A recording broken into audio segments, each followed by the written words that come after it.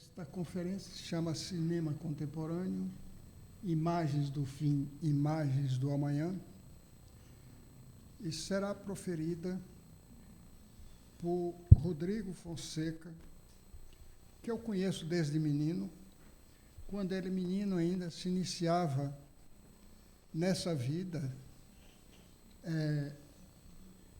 literária, intelectual, como aprendiz de editor na editora Record.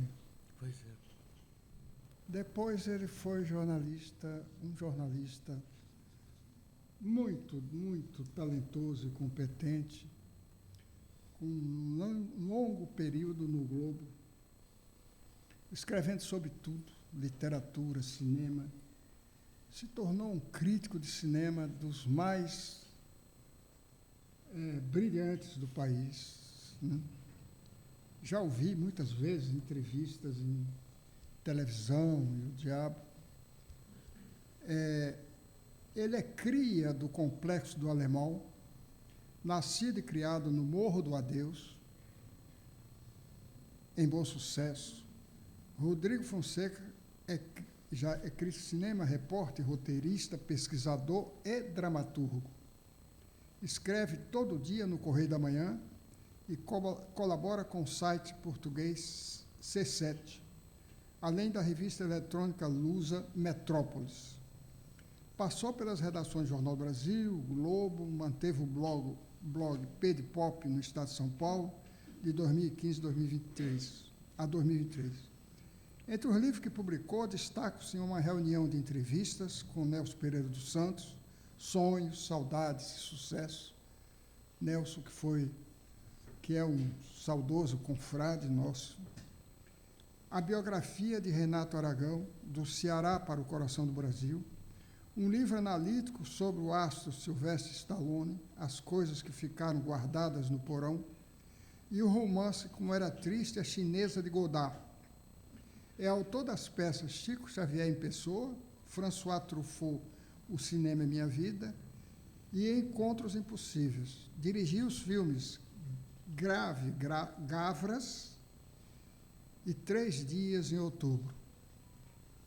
Queria agradecer muito especialmente aqui a presença dos confrades, Mestre Bechara, Mestre Cavalieri, Mestre Godolfedo de Oliveira Neto e Antônio Carlos Sequim, que é o nosso secretário-geral. Agradecer a todos. E com a palavra, Rodrigo Fonseca. Obrigado.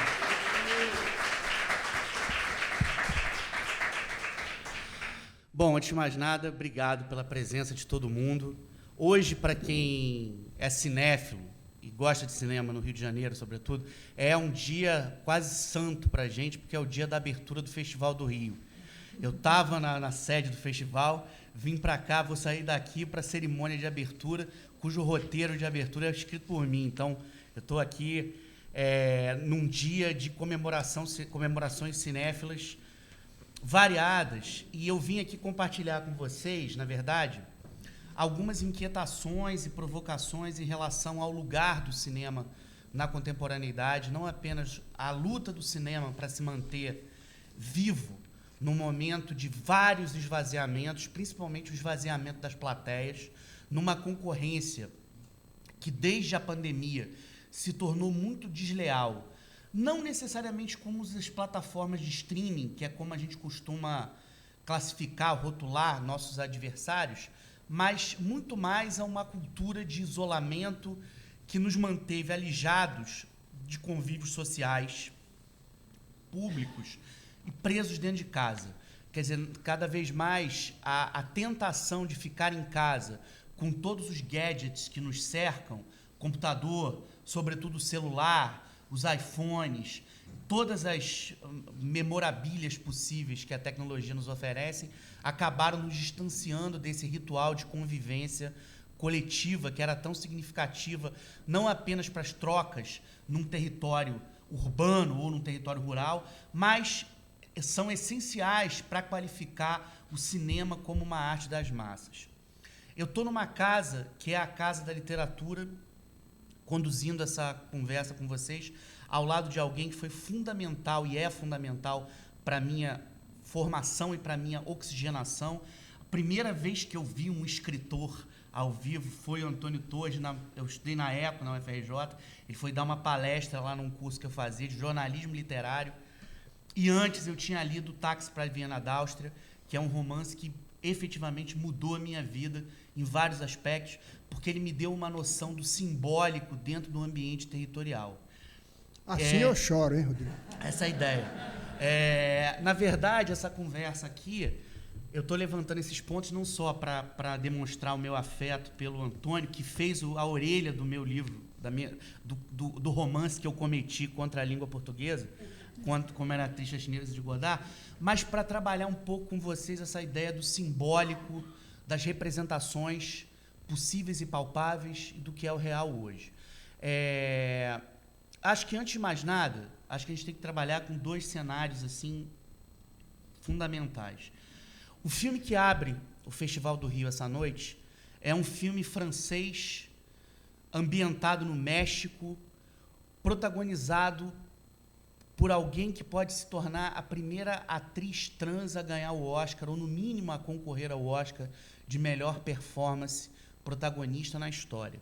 Um filme chamado Emília Pérez, ou Emília Pérez, que é um musical dirigido por um cineasta ganhador da Palma de Ouro de Cannes outrora, chamado Jacques Audiard. Só por essas sintomáticas que eu trouxe aqui para vocês, eu estou falando sintomáticas como não num ponto de vista de enfermidade, mas num ponto de vista de provas de vida, provas de uma vida pulsante, que é o que o cinema nos traz quando ele se renova ou quando ele se permite algum tipo de ousadia, é que a gente está tendo uma celebração de um multiculturalismo. Um filme produzido pela França, dirigido por um francês, mas rodado no México, com um elenco latino-americano internacional, essa protagonista que é uma mulher espanhola, e tudo cozido em torno de uma história de um grande líder de um cartel no México, que um belo dia chama uma grande advogada para conversar e diz para ela: eu preciso da sua ajuda, eu quero me tornar uma mulher. E a partir daí a gente vai ver o périplo do transicionar desse criminoso numa grande ativista, numa grande mulher, libertando tudo aquilo que estava em crisálida dentro dele. É muito simbólico que um festival como o Festival de Cannes, onde esse filme nasceu para o mundo, tenha escolhido essa história para a sua competição oficial desse ano, na qual ele foi laureado com o prêmio do júri e com um prêmio coletivo de melhor interpretação feminina, 4 das suas estrelas, entre elas Carla Sofia Gascon, essa atriz trans, que é como ela gosta de ser definida, foi contemplada com esse prêmio.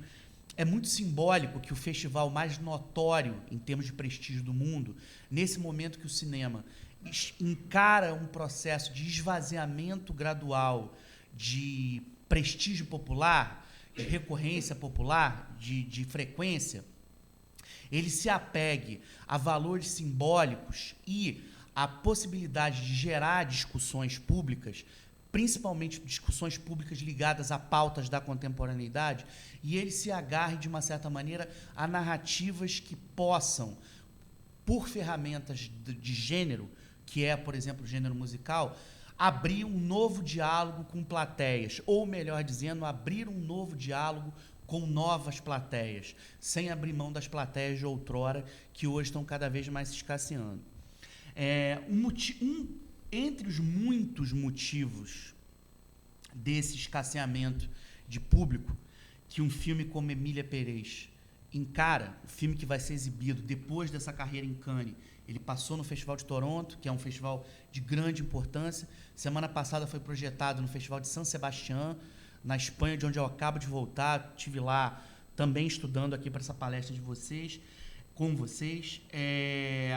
Esse filme que vai abrir hoje a Maratona Cinéfila Carioca, ele encontra um processo, um torvelinho histórico muito grave, que passa por uma série de razões. Eu acho que, entre as razões que a gente pode atribuir, o consumo de produtos artísticos, a maneira como a gente consumia arte, o escambo que se fazia, um escambo monetizado, entre o discurso de um artista, de uma artista, e o público, ele passou a ter uma ruptura muito grande que vem desde meados da década de 2000, quando ferramentas digitais como o Napster, como o iTunes e outras ferramentas voltadas antes para a indústria musical, que deixava de ser fonográfica, porque os discos se tornaram de uma certa maneira obsoletos, os suportes se tornaram obsoletos, essas novas tecnologias elas deflagraram uma mudança radical no consumo. Que mudança é essa? As pessoas elas pararam de acreditar que para adquirir acesso, por exemplo, à produção musical mais recente do Caetano Veloso, elas tinham que ir numa Modern Sound ou numa loja qualquer ou numa loja americana da vida e pagar um valor de 20, 30 reais por um CD. Ela passou a perceber que ela podia consumir aquela mesma produção em casa gratuitamente, baixando essas músicas por ferramentas digitais. Ferramentas que, numa primeira medida, incorreram num cenário de ilegalidade e que hoje, cada vez mais, por uma mudança de comportamento do mundo, adquiriram uma outra via legal. Hoje em dia, os artistas, os artistas da música, eles não se notabilizam mais pela venda de disco. Outrora, a gente tinha aqueles campeões de disco de ouro, disco de platina, disco de prata, os Márcio Greikes da vida, os Roberto Carlos da vida, os hitmakers. Esses hitmakers, essas hitmakers de hoje, eles apresentam seus trabalhos gratuitamente em ferramentas digitais e se ganham dinheiro com shows, porque é onde esse público que consome essa música por vias digitais pode ter um acesso ao vivo, à presença, ao corpo, ao discurso e, sobretudo, à performance daquela estrela. Isso provocou uma mudança revolucionária numa das indústrias, principalmente num país como o Brasil, era extremamente bem estabelecida, que eram as indústrias das gravadoras. O mercado fonográfico ele tinha um percentual altíssimo de controle da produção cultural no país, porque ele era extremamente organizado, ele era extremamente lucrativo. Um dos exemplos que eu posso dar a vocês é que quando surge o CD, todo mundo que tinha LP em casa trocou seus LPs, ou ainda que tenha preservado essas raridades, essas preciosidades em casa, comprou aqueles mesmos discos em disc laser, em CD ou em outra manifestação possível digital. Naquele momento, a indústria fonográfica se encheu aos tubos de dinheiro. Não se parava para pensar que um dia uma indústria tão organizada viria a se dissipar da maneira como se dissipou. E se dissipou completamente. Hoje em dia você vai numa grande loja que tem produtos culturais acessíveis, você não encontra mais disco. Disco se tornou, ou CD, uma peça de museu, ou uma peça para colecionadores ditos vintage. O cinema, durante muito tempo, observou essa modificação, mas não necessariamente se adaptou a ela, ou se preparou para ela. Até porque, no momento que essas tecnologias estavam suplantando os discos, e os vinis já eram jurássicos, indústrias como o DVD e depois o Blu-ray se tornaram extremamente rentáveis e, de novo, todo mundo que era colecionador de filmes em VHS trocou as suas coleções e compraram esses objetos físicos. Então, para o cinema, ver aquela onda, ele viu sem necessariamente se preparar devidamente com o snorkel, tubo de oxigênio, para mergulhar nesse mar de mudança histórica. Só que outras vias chegaram nesse meio do caminho. Da mesma maneira que você encontrou na tecnologia digital uma maneira de consumo da música diferenciada, onde você podia escutar não mais num radinho de pilha de diferentes proporções, mas num aparelhinho microscópico, que era o MP3, que você podia prender na lapela, e posteriormente você suplantou esse aparelhinho pelo seu próprio celular com um fone de ouvido que você não precisa nem de fio, né, que você escuta por Spotify, que é um software que te permite ter acesso a conteúdos digitais do mundo inteiro dentro de um movimento globalizado, dentro de uma inteligência de interseção global. Surge no cinema, no início dos anos 2010, para ser mais preciso, entre 2011 e 2012, um conceito chamado streaming, que era a possibilidade de você assistir filmes via web a partir de um canal digital que te permitia criar uma biblioteca para registrar diferentes expressões cinematográficas. Você podia ir ali naquela biblioteca, ou naquela videoteca, como você chamou, imagioteca, e escolher a narrativa que você queria. E, naquele momento, como existia toda uma transformação num outro território, que era o território das TVs a cabo, com a gênese das grandes narrativas serializadas, em especial A Família Sopranos e Mad Men, criou-se dentro desse ambiente do streaming a cultura das grandes séries que você podia, diferentemente do que acontecia na televisão, em que você via pingadinho um capítulo por semana, você podia maratonar, você podia ver aqueles episódios inteiros de uma vez só e ansiava, dependendo da qualidade daquela narrativa, por uma nova temporada. Nesse momento que essa cultura se instaura, e eu cito para vocês o primeiro grande produto que fez essa mudança, um seriado chamado House of Cards, idealizado por um cineasta americano chamado David Fincher, um dos poucos nomes do mercado cinematográfico que sacaram essa mudança, que a mudança tecnológica seria um vetor de conteúdo e um vetor de tendência de representação, e embarcou nessa onda. Naquele momento, o enorme sucesso do House of Cards, que depois puxou uma série de outros produtos, inclusive trouxe séries da TV a cabo de volta em outros formatos, fez até com que filmes que tiveram grande sucesso no âmbito pop ganhassem um formato de série, como, por exemplo, Karate Kid, que virou Cobra Kai, é algo muito popular hoje na internet. Aquilo criou um novo hábito de consumo, um hábito de consumo que prendeu os olhares cada vez mais em ferramentas que não são o espaço do retângulo ampliado da telona, com outras pessoas ao lado. A gente passou a olhar cada vez mais para telas menores, a tela do nosso celular, a tela do nosso iPhone, a tela do nosso microcomputador. Algumas pessoas conectam em telas grandes e têm a possibilidade de ter esse espetáculo dentro de casa.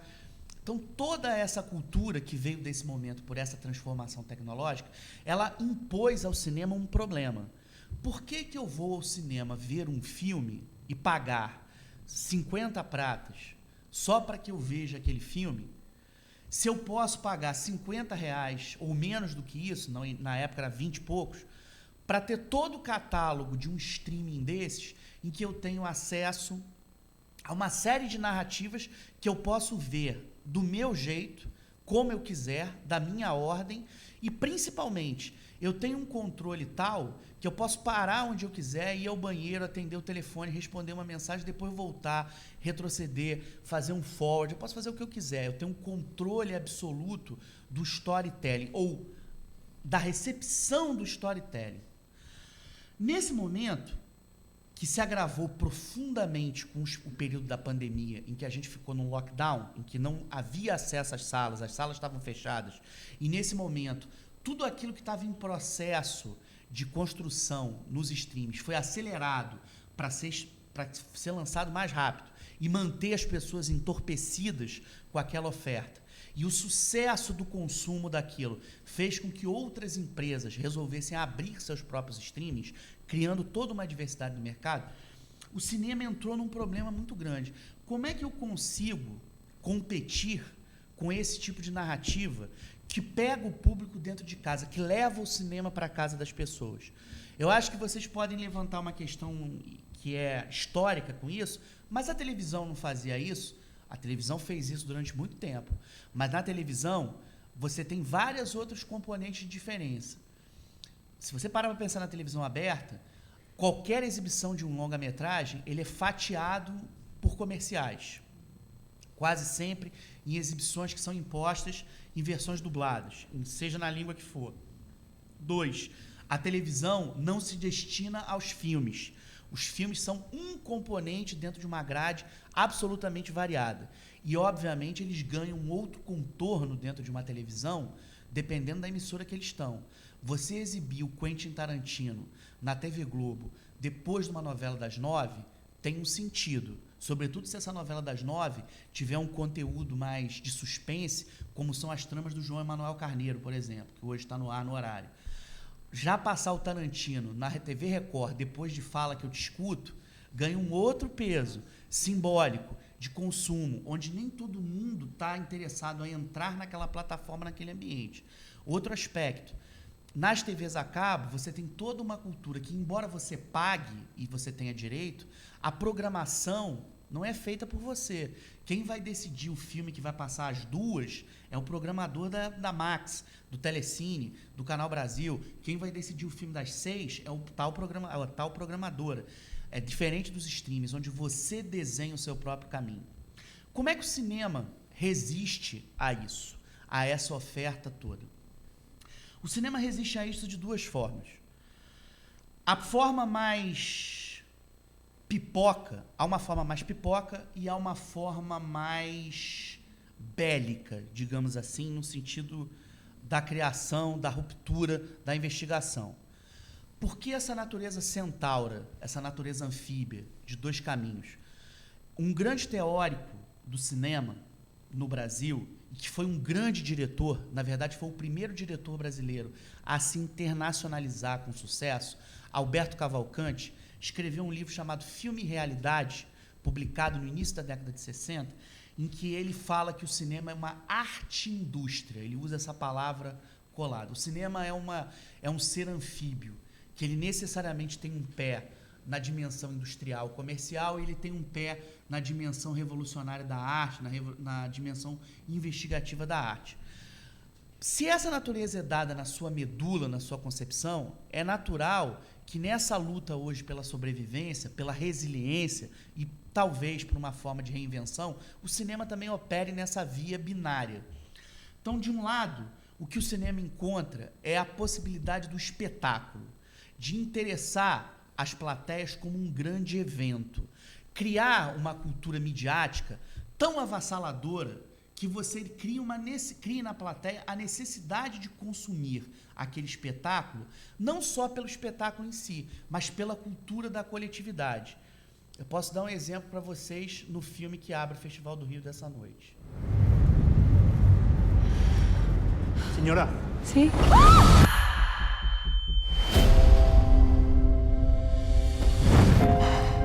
¿Sabe usted quién soy, licenciada?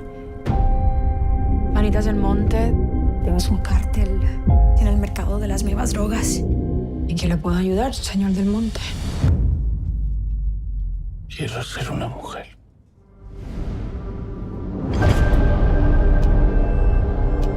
Sé que tengo que dejar muchas cosas atrás.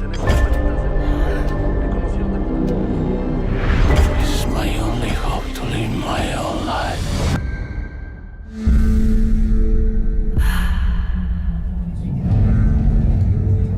Buenas noches. Nos conocemos. Es abogada. ¿Eres tú? Manitas. Manita, se nos fue. Yo soy Emilia Pérez. ¿Qué haces por acá? Te necesito. Traiga a mis hijos de regreso conmigo a México. No puedo vivir sin ellos. ¿Y tú conoces a esa Emilia Pérez? Eso sería muy peligroso para ti. Me arrepiento de muchas cosas. Quiero hacer el bien. Esta gente habla, pero ahora no van a pagar, no van a pagar. Por primera vez me amé a mí misma. ¿No piensas, de vez en cuando, en todo lo que hizo Manitas? Esta gente habla, pero ahora Ya no sé quién es Manitas.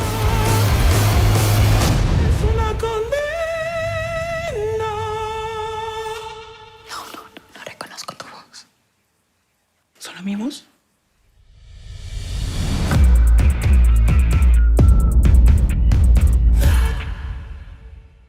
Um filme como esse, ele adquire mais do que a natureza de interesse que a própria narrativa pode despertar. Ele vira um evento.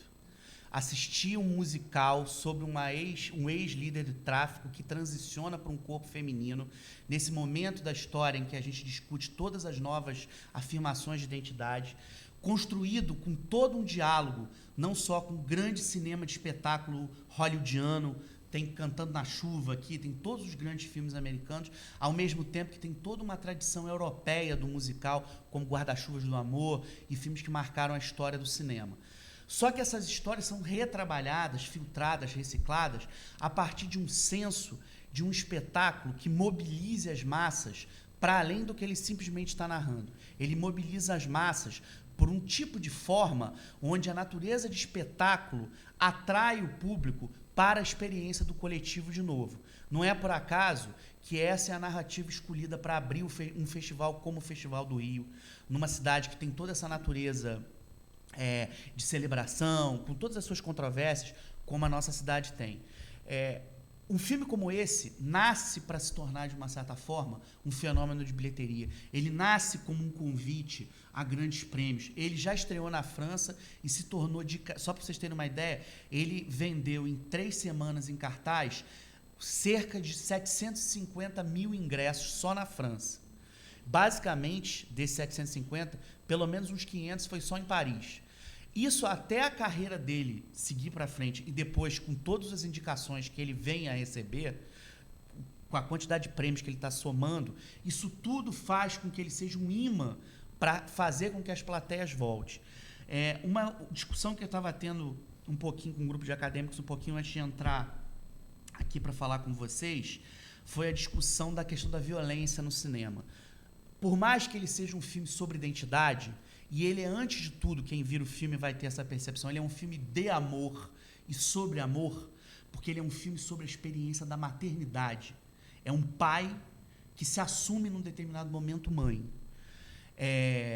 Ele é um filme que utiliza a violência. Mesmo sendo um musical, mesmo sendo um filme de amor e mesmo sendo uma celebração da empatia. Por quê? Porque o cinema, principalmente a força de Hollywood, transformou a violência num esperanto. A violência é uma língua comum que, se eu fizer um filme de ação romeno e exibir ele na Coreia do Sul, exibir ele em Bom Sucesso, de onde eu venho, ou exibir no Marrocos, eu vou ter a mesma possibilidade de comunicação, por mais que os contextos sociais por trás daquela violência não sejam imediatamente decantados. Se vocês acho que o grande exemplo disso é o sucesso internacional de um filme como Cidade de Deus, que para a gente é um grande relato de thriller social, é uma grande cartografia sociológica da construção da violência, da dinâmica de exclusão e da microfísica da exclusão numa metrópole como o Rio de Janeiro, em que em certos territórios europeus, por exemplo, ele foi visto como um filme de gangster, como um filme de ação, porque a violência dele é um esperanto, não é por acaso que a violência tem aqui. É óbvio que nem todo filme que se propõe a ser um espetáculo, ele vai caminhar por trilhas de provocação intelectual de uma maneira tão explícita quanto o filme do Audiard. O Jacques Audiard é um cineasta que tem uma grife de grande prestígio por trás. Ele é um cineasta que tem filmes de muito prestígio, como Ferrugem e Osso, e ganhou a Palma de Ouro de Cannes por um longa chamado Dupin, O Refúgio. Ele é uma grife de muito prestígio, mas, ao mesmo tempo, ele é um diretor de grife que todos os filmes dele têm uma rentabilidade milionária na Europa e viaja pelo planeta inteiro. Ele fez grande sucesso de bilheteria. Então, ele é um diretor que consegue ter uma natureza anfíbia. Eu vou destacar um outro filme para vocês que também tem essa natureza de prestígio, mas também tem essa natureza de espetáculo. Eu não sei se vocês aqui viram ou se lembram de um longa-metragem chamado Parasita. Esse filme é um filme de 2019, dirigido por um cineasta que, à época, estava em baixa, porque ele tinha feito uma experiência na Netflix, chamado Okja, que deu errado, não teve o prestígio que ele esperava, um cineasta chamado Bong Joon-ho. Ele fez esse Okja, um elenco multinacional, falando meio inglês, meio espanhol, enfim, com um cast do mundo todo. Ele volta para a Coreia do Sul, de onde ele vem, onde ele construiu a obra dele, faz um filme sul-coreano, mas, de novo, com as questões da violência, mas com uma perspectiva sociológica muito forte, muito saliente. Lança aquele filme no Festival de Cannes de 2019, ganha a Palma de Ouro, vai para o Oscar e se torna um diretor que é laureado no Oscar em 4 categorias. Roteiro, filme, na época era filme estrangeiro, hoje é filme internacional, direção e melhor filme. Ou seja, e mais do que isso, é um filme que tem uma rentabilidade milionária. Depois de um tempo produzindo novas ideias, ele vai voltar às telas com esse filme que eu vou mostrar para vocês, que é uma ficção científica rodada nos Estados Unidos, quer dizer, rodada em vários territórios, mas produzida pelos Estados Unidos pela Warner Bros. É um filme absolutamente com o controle criativo dele, mas que fala a língua do espetáculo.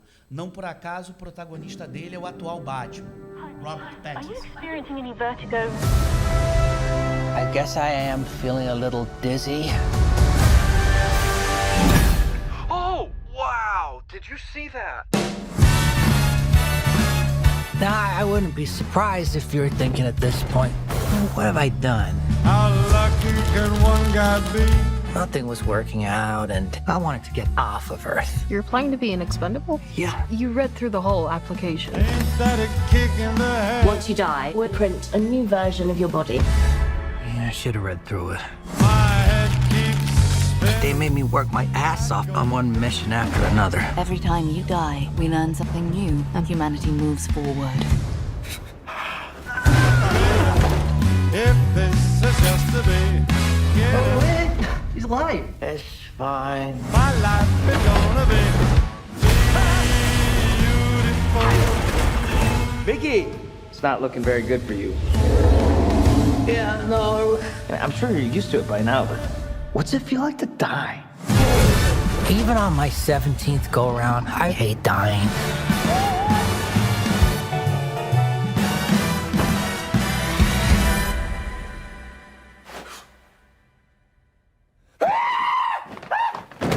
Why aren't you dead? Multiples. In the case of multiples, we exterminate every individual. Permanent deletion. Not for me. Tell me quick. Let's blow up these second-hand baloney boys. Why don't you guys do rock, paper, scissors, and then we'll just shoot the loser. Tell me quick. For another kick. Tell me quick. Another kick in the head.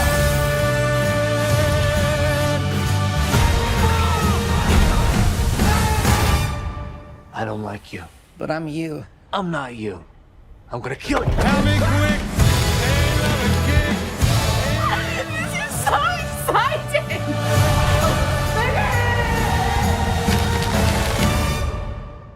A possibilidade de se ver uma comédia de ficção científica do diretor de Parasita com o astro do Batman, que tem um ator coreano, uma atriz australiana, um ator americano, um protagonista inglês, um fotógrafo polonês.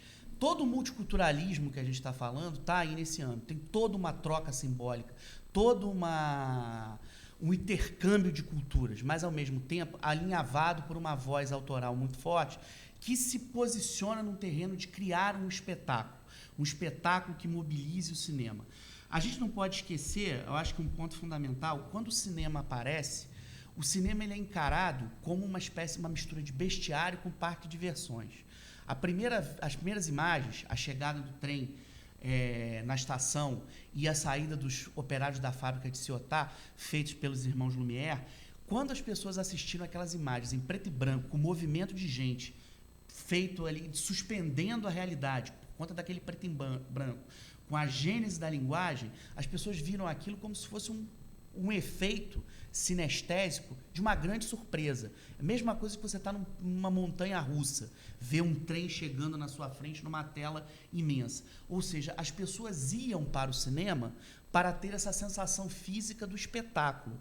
A maneira que o cinema está encontrando de se reinventar é voltar para o berço, é voltar para ser o espetáculo. Só para justificar para vocês, por que eu escolhi abrir esse papo com imagens com tanta adrenalina, com tanto movimento, tão, para usar um palavrão nosso do cinema, cinemática, que é a escrita do movimento. Porque era assim que o cinema começou. Basta vocês olharem as primeiras imagens, por exemplo, das grandes comédias da Era Muda. Não por acaso, o filme novo do Almodóvar, O Quarto ao Lado, que vai ser exibido amanhã no Festival do Rio e estreia logo na sequência e ganhou o Leão de Ouro de Veneza, tem um determinado momento que as protagonistas assistem a uma comédia do Buster Keaton. É o Buster Keaton fugindo de um trem em movimento, fugindo de um carro desgovernado. É só movimento, é só cinemática, é só a escrita do corpo em fricção, é só a escrita dos objetos em fricção. O cinema nasceu nessa cinemática, nasceu nessa fricção.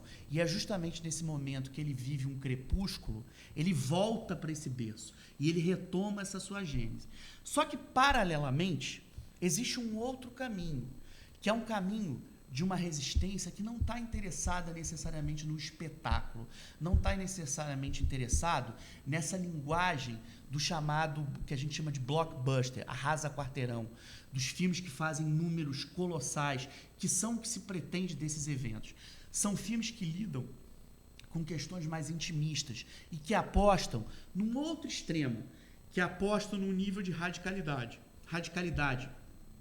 de olhares políticos, radicalidade de construções simbólicas, radicalidade da aposta em temas que necessariamente podem criar uma ruptura no diálogo das plateias.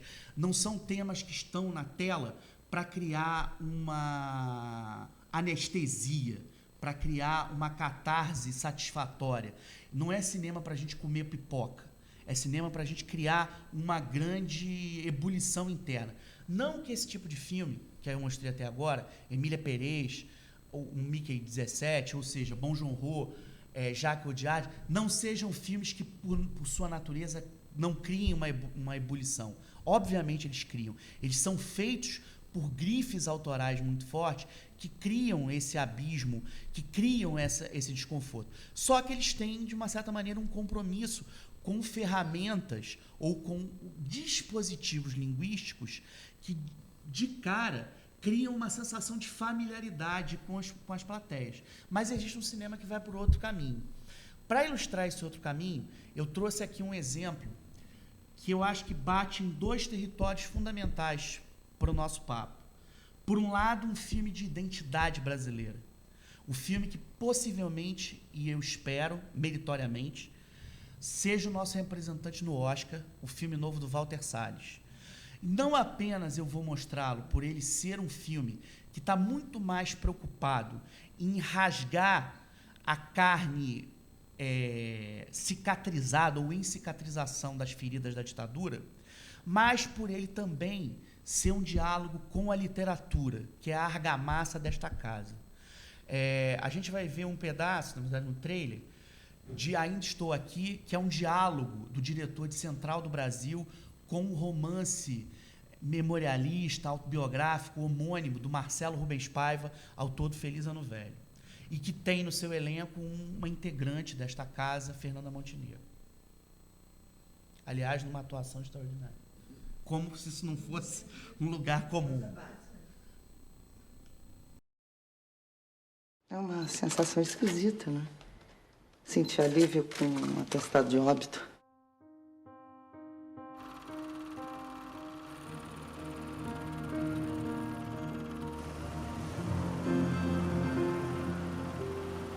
Tá todo mundo lá fora falando da gente. A Vera não sabe o que tá acontecendo. Essa carta! Você tá mentindo pra gente! Você tá bem, mãe? Ô, filho. É desenho, pode ser desenho.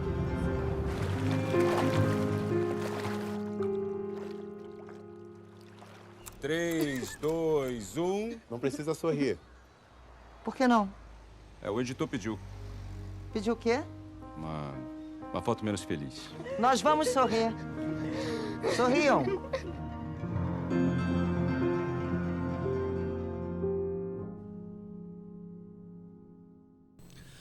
A aposta de um filme como esse, num terreno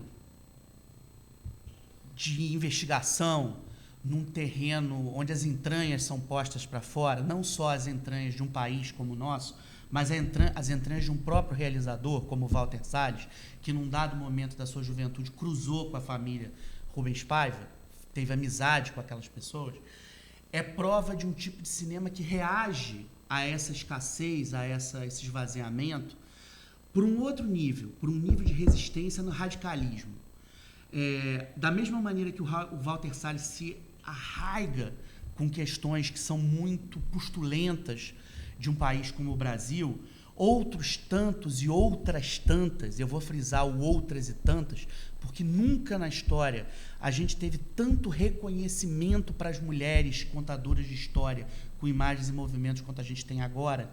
O que está acontecendo, o que está gerando uma grande transformação nos signos criados pelas telas, com outras representatividades, com outras formas simbólicas de se expressar a partir da câmera, o que a gente está tendo é essa outra alternativa, ou seja, tudo tem pouco público, beleza, mas esse outro pouco público, ele continua vindo às telas para saciar o seu desejo de iguarias, saciar o seu desejo por imagens que o streaming não vai dar para ele. Vai saciar imagens que outras formas narrativas, que os TikToks, que o YouTube não necessariamente vão dar para eles.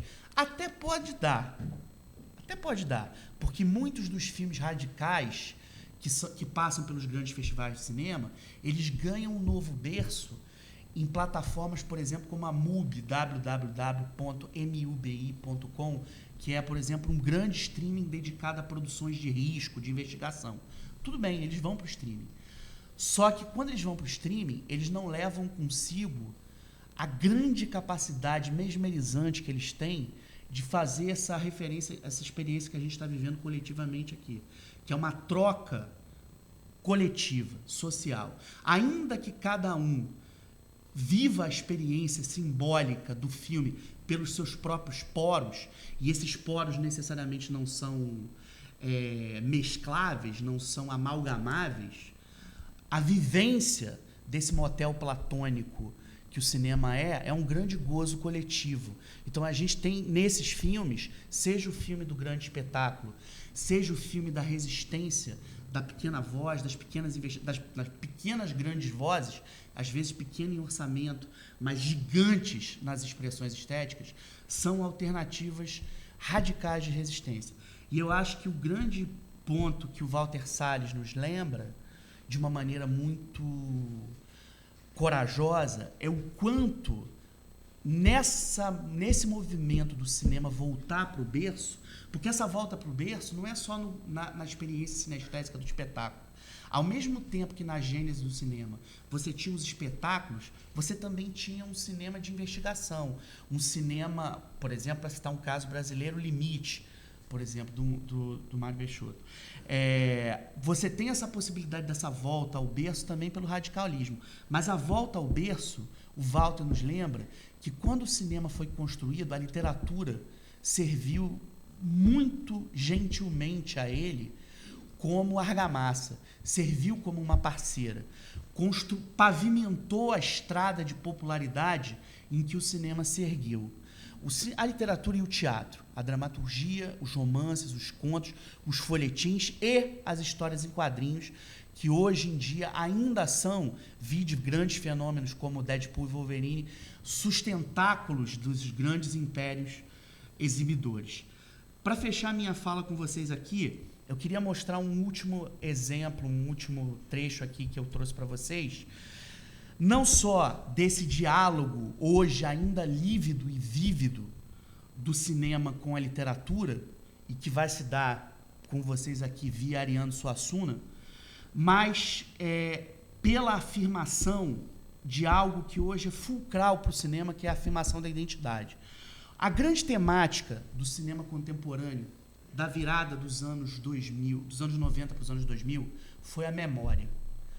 Não por acaso, a gente teve dois grandes filmes pop, absolutamente pop. De um lado, um filme batizado em referência a um aforisma de Nietzsche, Brilho Eterno de uma Mente Sem Lembranças, do francês Michel Gondry, E do outro lado, um filme que todo santo dia, se vocês ligarem qualquer TV a cabo, ele estará passando. Quando ele não está na sessão da tarde. Um filme chamado Como Se Fosse a Primeira Vez, com Drew Barrymore e Adam Sandler. Esses dois filmes são gemas para discutir a questão do esquecimento. Esquecer é se apagar, esquecer é morrer. Lembrar é existir. Mais do que existir, lembrar é resistir. Grandes cineastas, diretores, entraram nessa onda. De Wong Kar-wai a Cal Guimarães, do Tolkien, renascido com Peter Jackson, para não esquecer que uma língua, a língua dos elfos, a língua dos anãos, como eles chamam na literatura do Senhor dos Anéis, a língua dos povos fantásticos, é, sobretudo, a manutenção de uma cultura, a manutenção da resistência. Há filmes mais experimentais como Retrato de uma Jovem em Chamas, que é uma tentativa de fazer a manutenção de um amor que enfrenta interditos morais. A memória foi a grande questão. Durante muito tempo ela foi celebrada. E hoje é um outro lugar que está se destacando. É o lugar da identidade. Não por acaso, nesse filme que eu mostrei para vocês, esse trechinho do Bom Joon-ho, do Mickey 17, um personagem olha para outro e fala assim, mas você não morreu? Não, eu sou você. Existimos muitos, somos múltiplos, mas somos.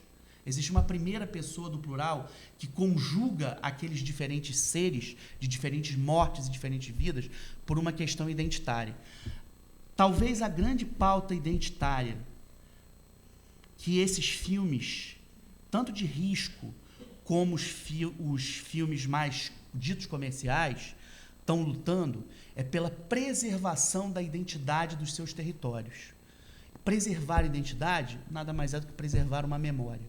Dar um corpo, dar um RG, dar um 3x4 a essa memória. Falar da memória da cultura brasileira é falar da literatura brasileira, é falar de Ariano Suassuna. Mas, ao mesmo tempo, também é falar da reinvenção pop que as tecnologias da imagem, seja a televisão, seja o cinema, seja o streaming, fizeram ou refizeram do Ariano Suassuna, transformando o Alto da Compadecida numa espécie de cantando na chuva da cultura da brasilidade. Fecho essa palestra mostrando para vocês um trailer de O Alto da Compadecida 2. Espantosa, divertida, trágica, jamais imaginada. Vida, paixão e morte de João Grilo. Findou perdendo sua vida. Se eu estivesse morto, minha barriga não estava roncando desse jeito. Meu amigo João Grilo, não teve um dia nessa vida que eu não lembrasse de você. Todos os dias eu lembrava de você. No que alguém contava uma mentira, eu lembrava. O que você andou fazendo? Fiquei por aqui, espiando a maçaranduba do tempo. Vamos aventurar comigo, Chicó. Veja que cena bonita vai ser. Eu sei como é isso. Eu vou indo na sua conversa e quando eu vi, eu já fui. Tá pra nascer homem mais frouxo que você, Chicó. Eu sou, com muito orgulho, o maior frouxo que eu mesmo já conheci. É por ocasião de sua volta. Vieram louvar Nossa Senhora por conta de sua ressurreição. E eu lá virei santo agora. O povo endoidou. João Grilo! Figura ilustre! A Beroá precisa de um homem feito sim, ô seu Arlindo. 9.500 cruzeiros. Esses votos estão saindo caro demais. Se prepare, que daqui a pouco a gente vai ficar rico! Dona Rosinha. Quem é você? Antônio do Amor! Prazer em rever. Ai, eu não acredito que você é poeta. Fui logo dizendo GTM. Ela ficou toda molenguinha. GTM? Sim, quer dizer formosa em japonês. Todos esperam que eu declare meu voto. Eu, apenas um pobre sertanejo, que nem você.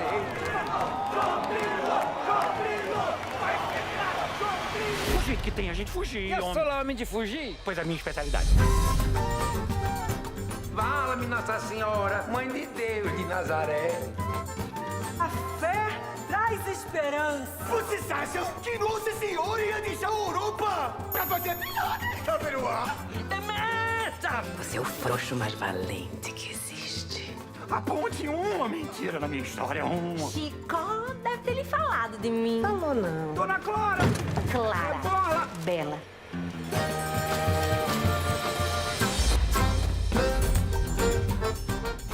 Não sei. Só sei que foi assim.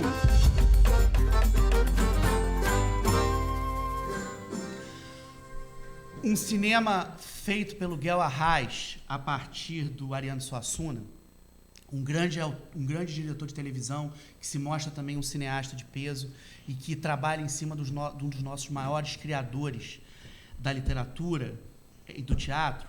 Ele aponta uma dimensão muito essencial para essa nossa conversa hoje aqui, que eu queria deixar como um fecho para vocês, ou como um futuro, já que esse filme, essa palestra, são imagens do fim, ou seja, o risco da desaparição da cultura coletiva do cinema, e, ao mesmo tempo, são imagens do amanhã, as possibilidades, esses que eu mostrei para vocês, de uma reinvenção.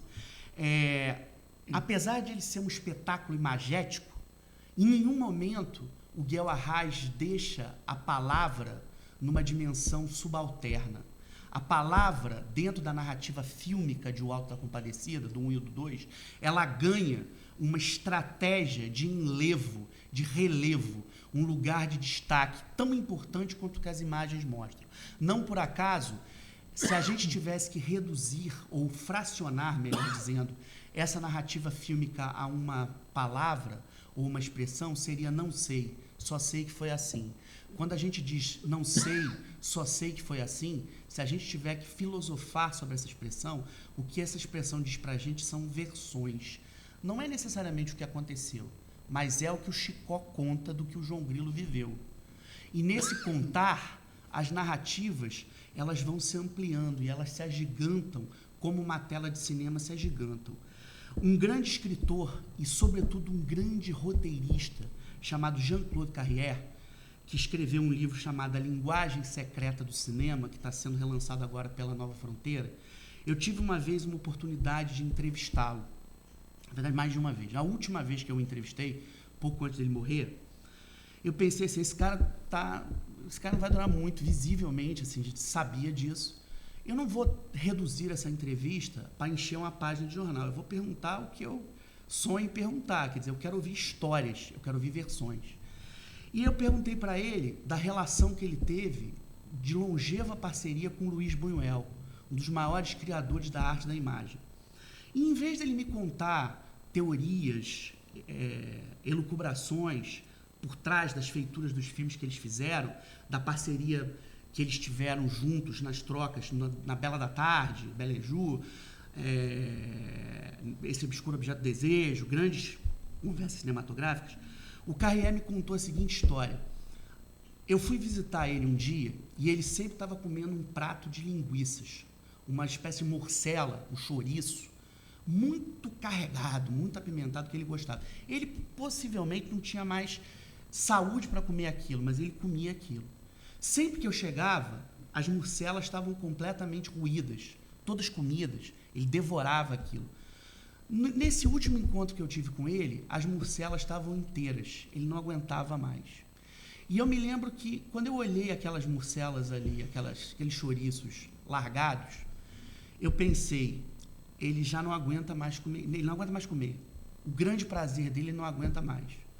Eu escutei a ele falando, eu escutei o que ele tinha para me contar, mas eu escutei o tempo todo querendo uma única coisa dele, um abraço. E eu abracei ele. Quando eu abracei ele, eu senti um cheiro que não era mais aquele cheiro dele, um cheiro de tabaco com aquela linguiça, com o vinho que ele tomava.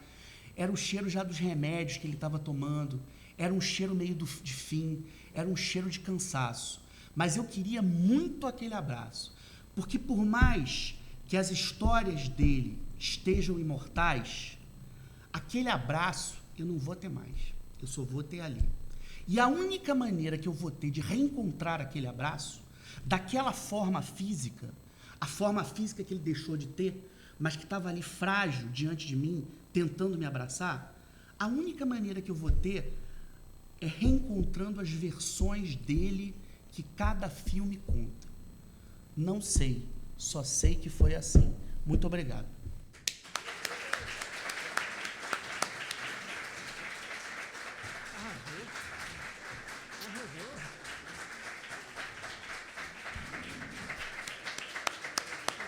Obrigado.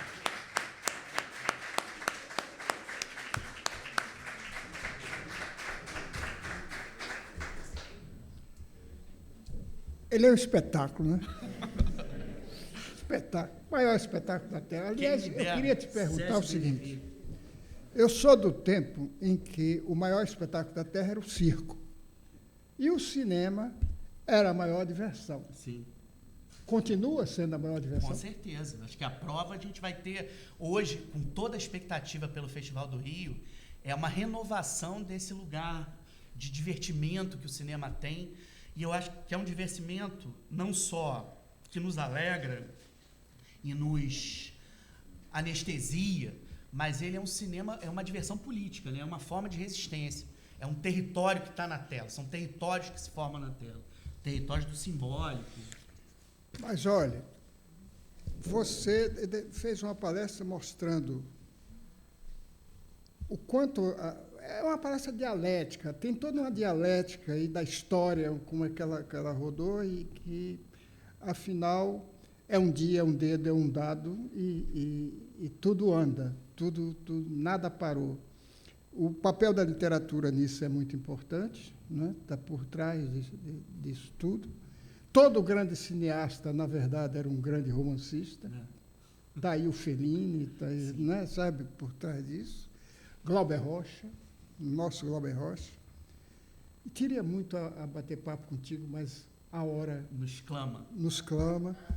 E eu queria lembrar o seguinte, que nesta casa o espetáculo não pode parar. Terça-feira que vem, coordenado pelo acadêmico Ricardo Cavalieri, aqui presente, teremos a palestra O Pensamento Feminista. Não. Teremos literatura e internet, mais inserido no contexto impossível, né? Dentro do ciclo Temas de Língua e Literatura, né? Que tem como coordenador geral o nosso Antônio Carlos Sequim, e o conferencista será Alquimar Luiz dos Santos. Será terça-feira, às 16 horas. Anotem seus pensamentos, né? Terça-feira. E, na quinta-feira que vem, teremos, aí sim, o pensamento feminista na literatura, mais inserido no contexto impossível, né? Com a coordenação do acadêmico Godofredo de Oliveira Neto, aqui presente, né? Às 17h30, e a conferencista é a professora e escritora professora da UFRJ e escritora, querida amiga, Luísa Lobo. Anotem em seus corações. Terça-feira, às 4 horas aqui, quinta-feira, às 17h30. Boa noite e, mais uma vez, muito obrigado. Obrigado, Rodrigo. Obrigado. Brilhante. Obrigado.